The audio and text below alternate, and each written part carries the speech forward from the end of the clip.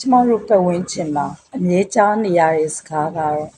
လက်ခုပ်ဆိုတာနှစ်ဖက်တီးမှမြည်တယ်ဆိုတဲ့စကားပါငင်းစရာမလိုအောင်မှန်ကန်တဲ့စကားပေါ့ဟုတ်ပါတယ်လက်တစ်ဖက်ထဲနဲ့လက်ခုပ်တီးလို့ဘလို့ရနိုင်ပါတယ်လေဒီလိုပါပဲလူမှုရေးဖောက်လွဲဖောက်ပြန်မှုတွေဆိုတာဟာတယောက်တည်းကလုပ်လို့ရတဲ့ကိစ္စမဟုတ်ပါဘူးနှစ်ဦးနှစ်ဖက်ညီညွတ်ကြလို့သာဖြစ်ကြရတာပါယောက်ျားတွေဘက်ကိုကြည့်အပြစ်တင်လို့မရပြန်ပါဘူးအဓိကကြတာကမိန်းကလေးတွေပါ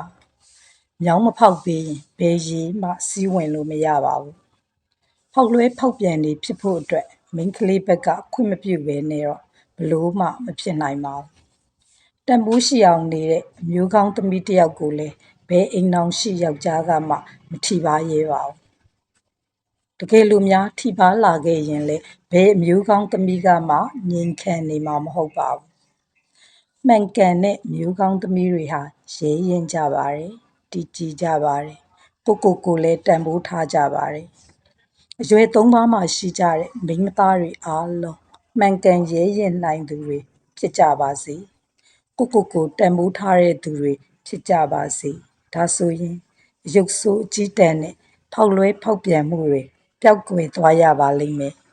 ကျမတို့ရဲ့ပတ်ဝန်းကျင်ဟာလည်းပိုပြီးအေးချမ်းသာယာလာမှာပါ